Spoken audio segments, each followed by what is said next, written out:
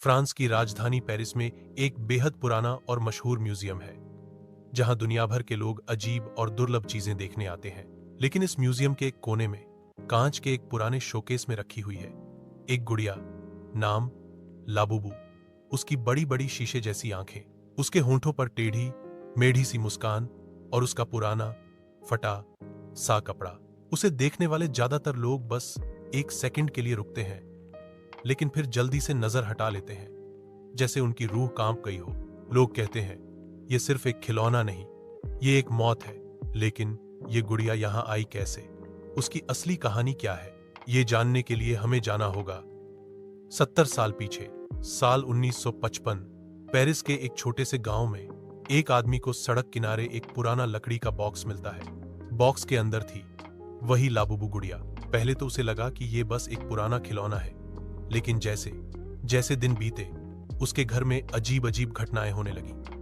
रात में दरवाजों का अपने आप खुलना, सीढ़ियों पर किसी के दौड़ने की आवाजें, और कभी कभी आधी रात को गुड़िया अपने आप उसके बिस्तर के पास पड़ी होती। डर के मारे उस आदमी ने ये गुड़िया अपने एक रिश्तेदार को दे दी, उनकी छोटी बेटी के जन्मदिन पर तोहफे के तौर पर। लेकिन वहां भी कहानी नहीं रुकी।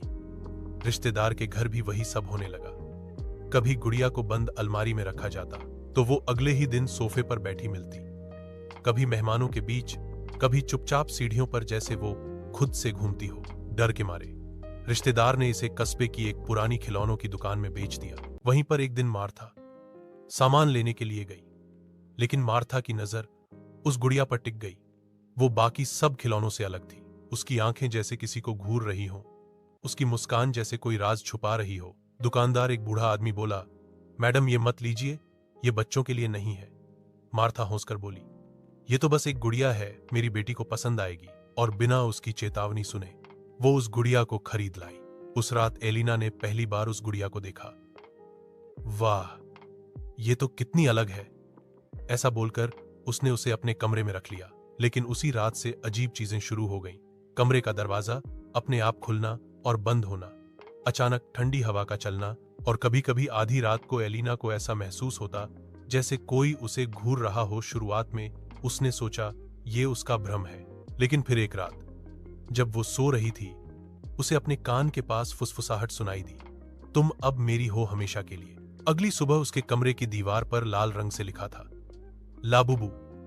लेकिन अजीब बात यह थी कि घर में लाल रंग का पेंट कहीं नहीं था। धीरे धीरे एलिना का व्यवहार बदलने लगा।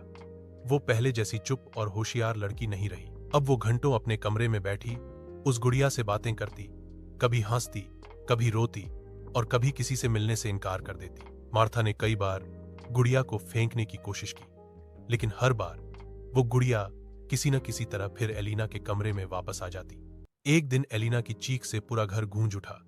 मार्था दौड़ी तो देखा एलिना कमरे के बीचों बीच खड़ी थी, और एलिना के हाथ में वो गुड़िया थी। एलिना की आंखें बिल्कुल काली हो चुकी थीं, और होंठों पर वही टेढ़ी मुस्कान थी जो गुड़िया की थी। अचानक एलिना गिर पड़ी, और गुड़िया धीरे धीरे उसके हाथ से फिसलकर जमीन पर आ गई। एलिना की सांसें थम चुकी थीं। मार्था पागलों की तरह रोती रही, और उसने पुलिस को बुलाया, लेकिन पुलिस को यह मामला समझ नहीं आया। गुड़िया को सबूत के तौर पर म्यूजियम को दे दिया गया। तब से वो वहीं है, कांच के शोकेस में लोगों को देखती हुई अपने अगले शिकार का इंतजार करती है। गुड़िया के शोकेस पर एक बड़ा सा बोर्ड लगा है, चेतावनी का, जिस पर लिखा है, इसे छूना सख्त मना है। कहा जाता है एक बार एक कपल ने इस चेतावनी का मजाक उड़ाया। लड़के ने हंसते हुए कहा, हिम्मत है तो कुछ करके दिखा। वो दोनों हंसते हुए वहां से निकले, लेकिन उसी शाम म्यूजियम से घर लौटते वक्त उनकी बाइक का भयानक एक्सीडेंट हो गया।